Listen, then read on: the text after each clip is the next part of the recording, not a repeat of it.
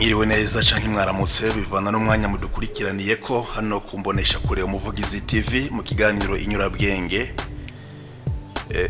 Tugarutse ngo tuyage kuri ya mategeko ashobora gutuma ubigihangange. Ugomba kubigihangange.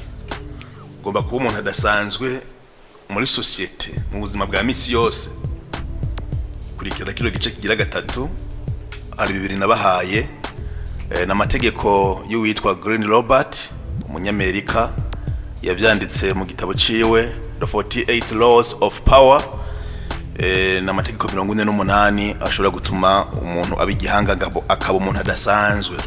Igice kigira gatatu nibaza yuko biriya bice bibiri vya mbere vyamaze kubafasha ibitari bike.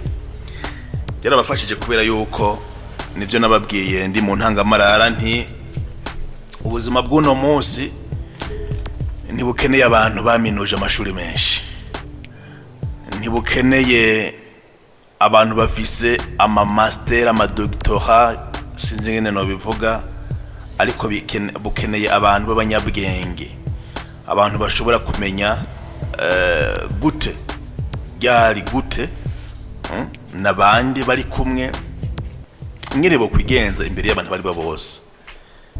Aya mategeko rero twamaze kubabwira nko nabivuze mu ntango n'ubasubye kuvyibutsa, n'amategeko akoreshwa cyane cyane n'abanyepolitike. Abanyepolitike igihe bariko baragenzura abo bashinzwe ngo kuraba yuko bakibayoboka, bene igihugu bakibakunda, bakiri ku murongo umwe nabo barayakoresha. Abanyamadini barayakoresha mu kuraba neza yuko abayoboke babo bakiri kumwe canke urugiro babayobokako. Bimwe nababwira aheruka nk'akarorero nti ushobora gukora ikintu wibwira neza yuko bo bibwira ko bagikoze, ugategeka abantu gukora ikintu bakibwira ko bagikoze kubera gushaka kwabo, mugabo wo bwikoze ngo baze gukora ivyo ushaka.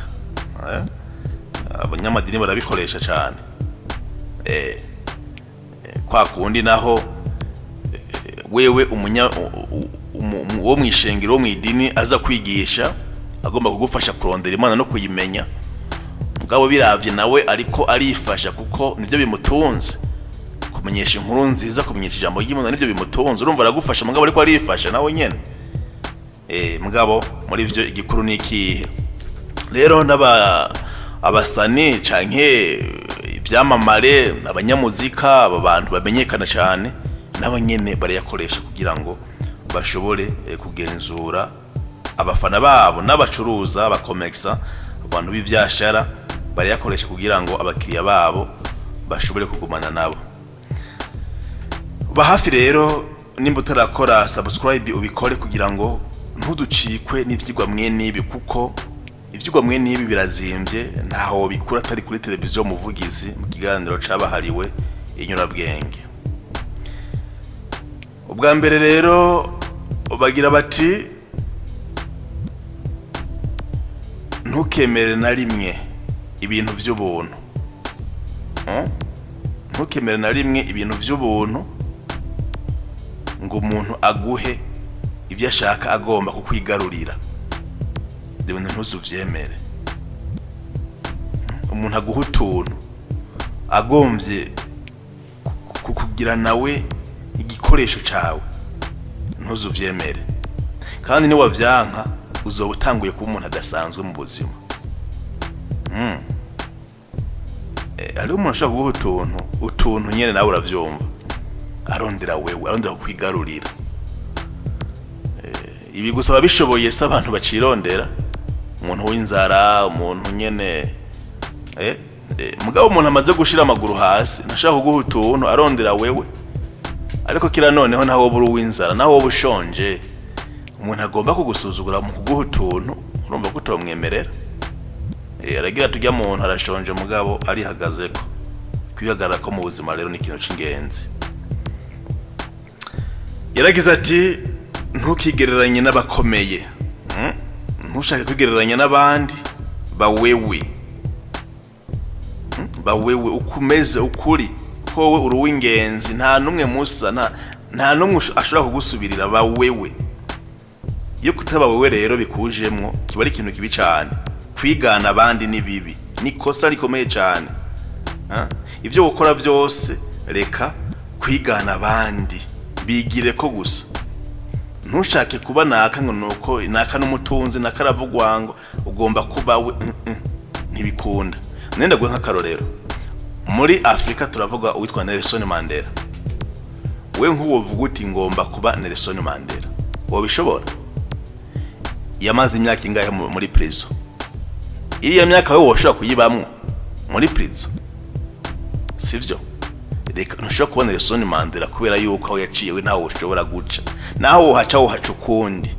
Ingene yavyifashemwo voilà, ujya nujya nyine nawe uri wewe nyene. Nimiburi nimba wo bishobora, gerageza kugomba kumwigana. Gerageza kugomba kumwigana. Ibindi vyo guhanga na karero gatoyi ndaguhaye.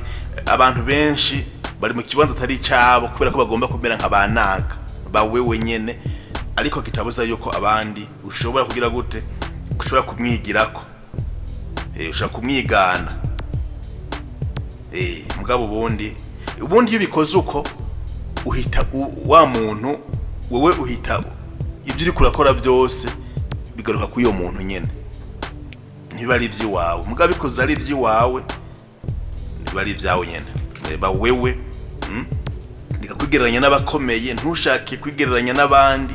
Ba wewe kuko wewe uri wewe nyene. Kutaba wewe ni ikintu kibi cyane. Yaragize ati ushaka gutatanya intama akubita umwungere wazo. Ugomba gutatanya intama akubita umwungere wazo. Rero birakomeye kandi birakora cyane muri politike. Muri politike iri yeri rirakoreshwa. Ikibazo si intama, ikibazo n'umwungere. Ikibazo n'umwungere. Uyoboye abandi niwe kibazo. Rero muhigire mwebwe abayobozi muyoboye abandi. Muhigire cyane kubera yuko murashobora gusanga intama muba muragijwe zatatanye kubera yuko mutavyifashemwo neza.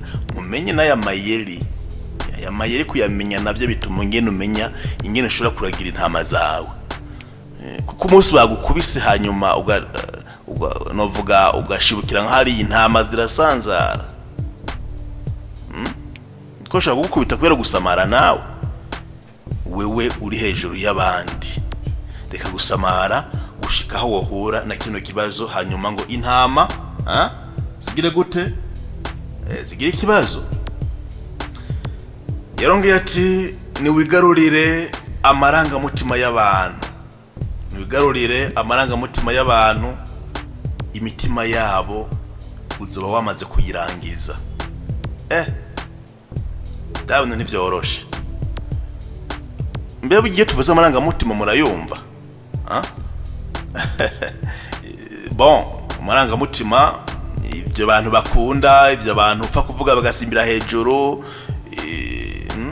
Amaranga mutima ibyo bintu uvuga hamba bigaca biseruka ku bantu.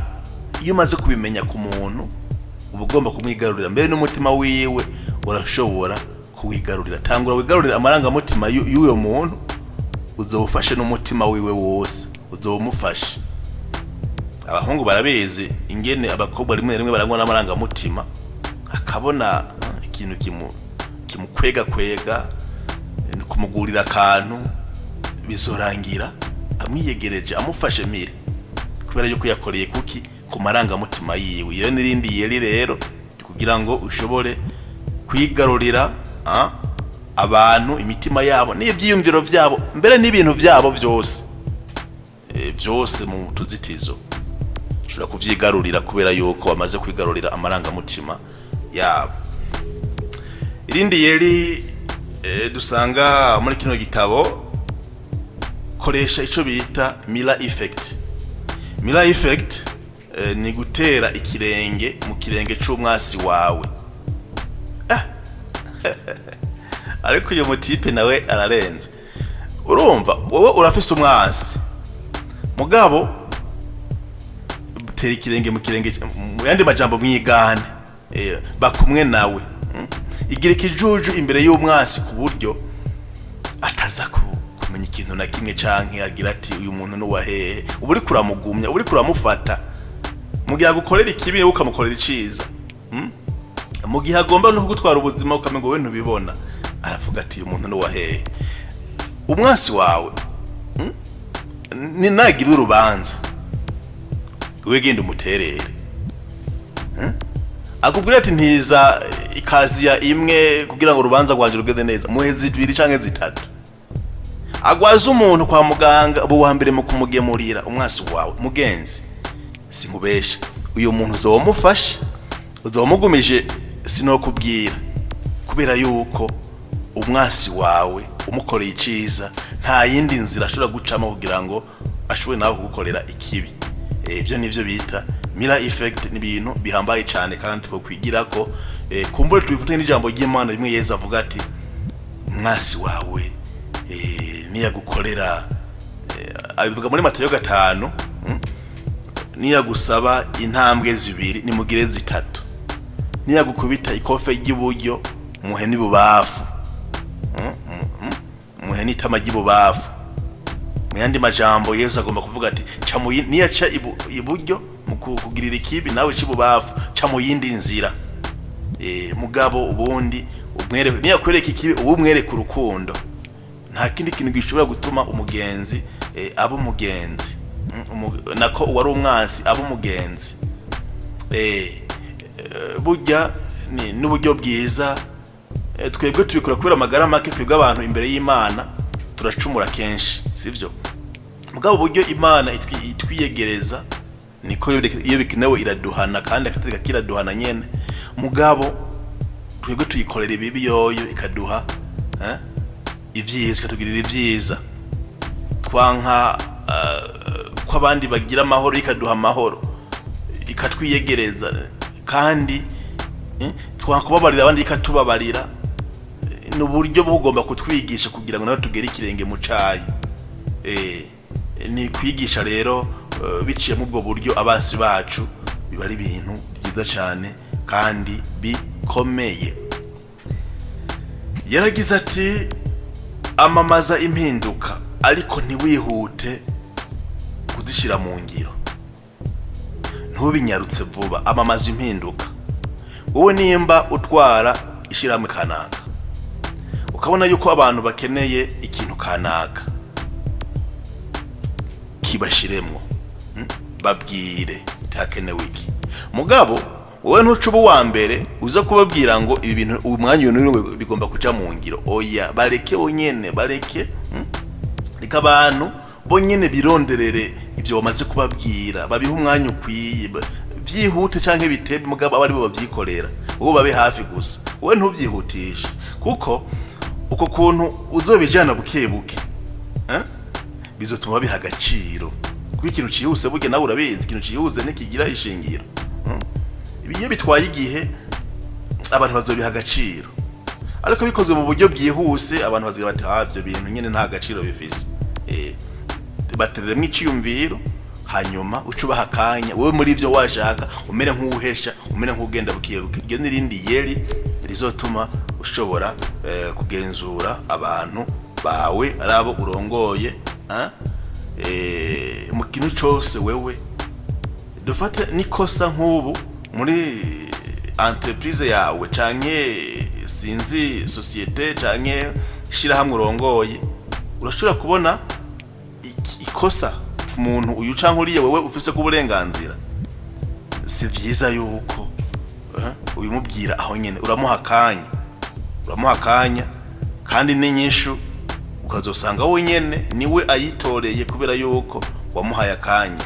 Umwanya wose le silence parle, uyo mwanya umuha bimutuma nawe kuba muri reflexion, bimutuma kwiyumvira no kugira ati en tout cas ibi bintu no bihindura uko.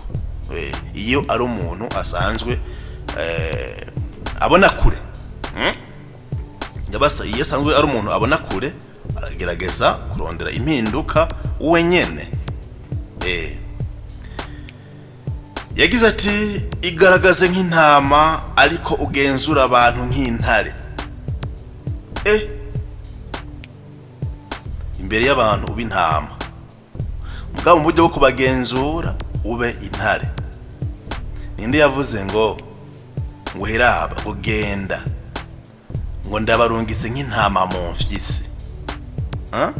Ngo ndabarungitse nk'intama mu mfyisi, ngo murihweza muraca bugufi nk'inuma,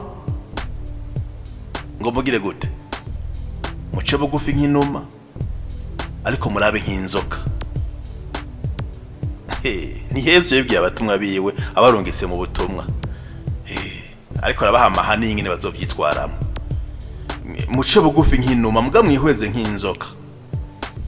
Ariko bugira ijambo turarikwiye aho turi hose mu bikorwa vyacu ryo dufasha. Abantu ntibakumenyere mu yandi majambo, ntibakumenyere, wigwanire ubikore nk'intama mugabo hageze ko wigwanira nyene wigwanire nk'intare.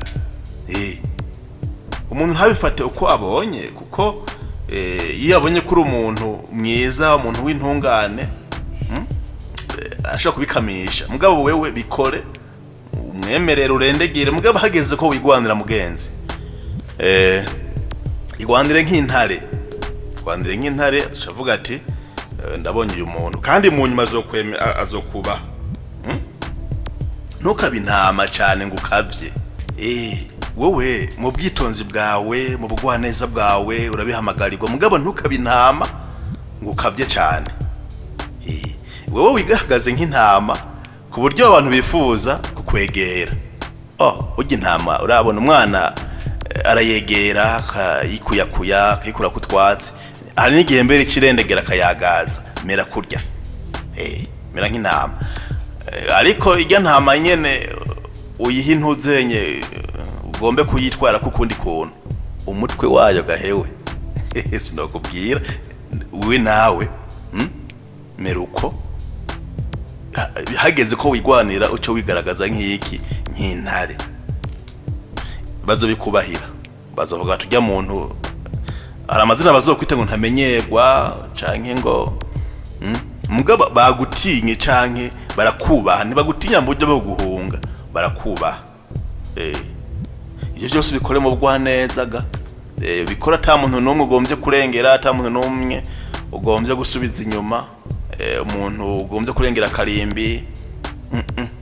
Niko kuba nk'intare, bikore mu rukundo, mugabo wigwanire koko, nta tiko dare muri bibuza. Bagira bati kora ibintu neza, ni wabona ugeze kuvyo wiyemeje ubihagarike. Bibaye ngombwa ubireke abantu bakibishaka. Uzobona ko abantu burya abantu twemera mu buzima, uzosanga twabagumaniye inyota. Ndabira baguha gasore, ndabira ba Melchior Ndadaye, ibyo bakoze tuvuga duti ntibari bwaheze. Babona uko kumbure baciye bagenda mu bundi buryo, mugabo n'abakiriho uri kurakora ibyiza cishamo rimwe rimwe. Ureke abantu bagire gute, babanze banyotegure ibikorwa vyawe, ibikorwa n'ibyiza vyawe. Ari byicaro byiza by'ubutegetsi, bama baguha imyaka myinshi, cishamo uvuga uti uyu mwaka burya sindimwo. Cishamo uvuga uti uyu mwaka iby'ubutegetsi jewe sindimwo, babanze bakunyotegwe. Bazobona erega uyu mwanya uzobaha niwe uzotuma babona neza yuko byari bikenewe yuko uhaguma, bizotuma babona akamaro kawe. Cishamwo rero uheshe mu by'ubutegetsi. Wahereye mu windwi ugera mu w'icumi na kangahe bagutora ube délégué de classe, cishamwo uvuga uti uyu mwaka sidamuba. Kugira ngo bahe amahirwe abandi, hanyuma hazogera igihe baba compare bagire bati bahungu uyu muderege kweri si nka wa wundi, dukeneye wa wundi bakunyotegwe, baronka ubaha kanya keza ko kugira gute, kukwevaliwa bya bikorwa vyawe, ubushobozi bwawe, faiblesse zawe, kumbure bakugereranya na naka. Ubundi utabahaye akanya bakugereranya na naka, bagukompare na naka, ntibizokunda yuko bagira baturiya muntu arashoboye byinshi. Niko bimeze. Ubwo nubundi bwenge. Abantu bazovuga bati umuntu adakunda icubahiro, uyo muntu adakunda yuko bamambwira bati we mushefu, oya wewe wabigize express, hari gituma. Ariko murumva ibi bintu ingene ari ibintu bisanzwe umugabo abantu badakunda guha agaciro. Yaragize ati mera nk'uruvo canke umere nk'amazi, ntukagire ishusho ya nyayo abantu bakumenyerako, bituma umwasi wawe asobanukirwa imyitwarire yawe ingene umeze, yindagurika nk'uruvo. No munsi akubone uri ntama akajuju washaka umuntu ntavyabona, ubibemwo, hanyuma ejo naho wigwanire. Mwe navuga hariya hejuru, umugabo ku Burundi ruhande shigikira bariya hamvu, ntihagire umuntu numwe akumenyera. Ivyo rero bizotuma umwasi wawe atakumenyera, kuko burya iyo umuntu amaze kukumenyera, iyo umwasi wamaze kukumenyera, burya umwasi mu gukubita hasi nta kindi kintu araba faiblesse zawe, karaba ibintu bikubangamira. Oya wewe ntumenyerwe. Uruvo burya guyadabuta aho rushika hose. Rushitse mu vyatsi vyumye rusa n'ivyatsi vyumye, rushitse mu vyatsi mu mitoto ibenje je ne sais pas, rusa no kuvuga ikintu cyose aho rushitse ruca rusa niki niyo kurere yaho hantu. Na wewe ushitse mu bantu bakenye, wowe ufise uburyo, umuntu akenye usanze wicara ku karago, yicarire ku karago. Usanze n'abantu barya utujomo tudaharuye, fungura utwo, naho wari ufise ibindi bintu, oya fungura utwo, sivyo? Usanze bari kubanywa amazi, wowe ntuze kuzana imivinyu binywera, oya. Igerageza kwihuza n'abo bantu nyene uko nyene ubasanze. Usanze bariko batamba bakenyeye ibikwemo, tora igikwemo nawe utambe muri bo. Wihuze n'abo bantu uko nyene ubasanze. Usanze bariko baratwenga, wewe nabo bamubatwenga, baba cyo kimwe nabo. Usanze umukenyezi afise abana babiri, kumbure bameze nk'abamugoye, ariko arahenda umwe mbwa wundi byamugoye, fata uyo mwana wundi umuterura umuhenda nawe. Naho woba uri muri bamwe twita ngo ibihangange, umuhenda nakarore n'uburorero butoyi bagomba kubajana kumenya no kumva iyo ico ngomba kuvuga. Ifatanye na ijambo ry'Imana ntimwaryumvise, Pawulo abivuga ngo ifatanye n'abarira. Usanze aho barira ifatanye n'abarira, usanze n'abatwenga ifatanye n'abatwenga, usanze ari mu magana ari mu madidane ifatanye nabo, kugira ngo ushobore gushikira benshi. Kandi bizombangukira uyo muntu mu gihe uzoba wagerageje kwifatanya nawe, zogerageje kuba nkawe, bizomurira kugira ngo akubwire n'ikiri ku mutima, akwiyegereze, akugira umugenzi. Urumva ko bya bintu atari vyiza? Iyo umuntu agomba kuba umugenzi wa bose, uva no bwari yeri, si ibintu vyiza cyane. Umwasi nawe ntazomenya gufatira, kubera yuko yagomba guteranya n'abantu bato nibo wikundira. Agomba guteranya n'abantu bari ku rugero rwo hejuru, murakorana mubana nabo, umva zoguca hehe. Iyo gufatiye ku vyurya, none wirira twose tusanze bariko baragenda twurya. Mera nk'uruvovo canke umere nk'amazi. Amazi uyasize muri plastique ya verre, asa na verre. Burya menye vuba yuko iriya fanta ya Sprite idasa na verre, ndabimenye vuba. Bayise mu kirahuri niho nabonye yuko yera, kubera ririya cupa ryayo risa na verre, nane ngo ni kwisa.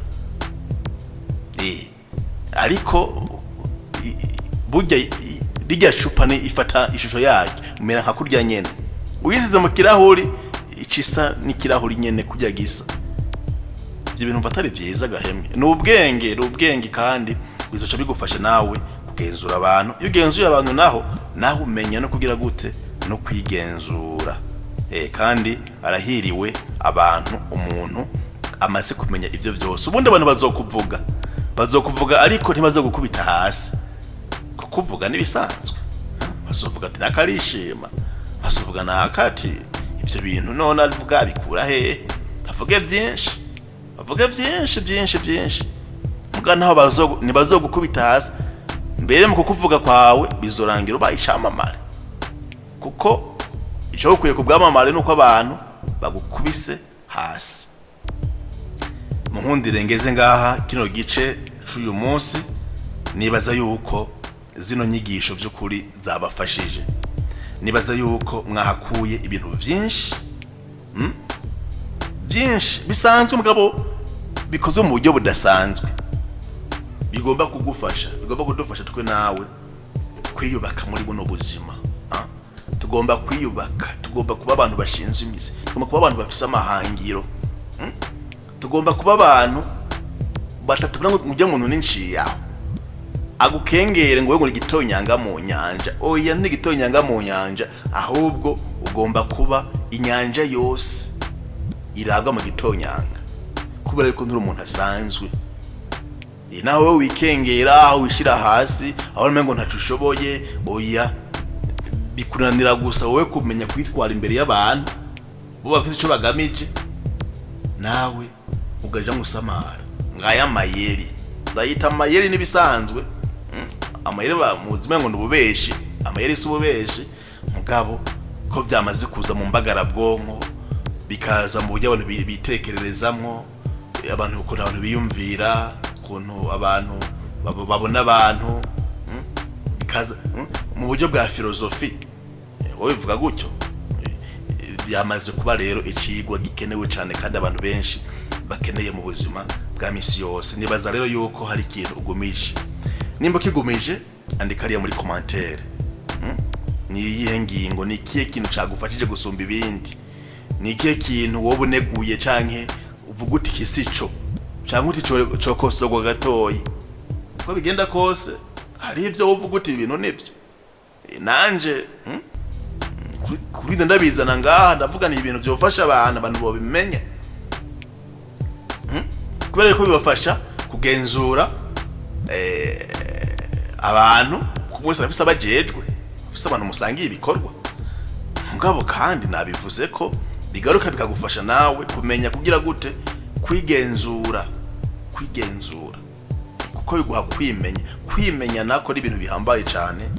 Ndabivuga nti burya ni wowe ugomba kumenya Imana utarimenya ntibari byanyabyo. Banza wimenye hama mbere wikunde no gukunda abandi. Ntugombe gukunda abantu nawe utikunda. Mu kumenya ibintu harimo kwikunda, harimo kwiha agaciro, harimo kwiyubaha. Ariko tuje kukubwira neza yuko ubikora mu bwenge n'ubwitonzi, ukabikora atanumwe urenganije, atanumwe winjiriye, atanumwe kubise hasi, atanumwe wanse, atanumwe witiranije nawe, utitiranije ahubwo mbere n'Imana umuremyi wa twese. Iyo Mana rero ni bampezagirire, yezagira umuntu wese kwabanye kano kanya. Naho ibiri byo byaragucitse usubire mu archive yo Muvugizi TV aho hepfo birahari twaramaze kubishiraho. Hanyuma tugende tugira ubwenge nyabwo buzotuganisha Imana, kuko ukumenya Imana harimo kugira ubwenge buzodufasha rero kumenya Imana. Ariko bwa mbere tubanje kwimenya. Mugira umugisha ngahi wanyu, murakoze cyane.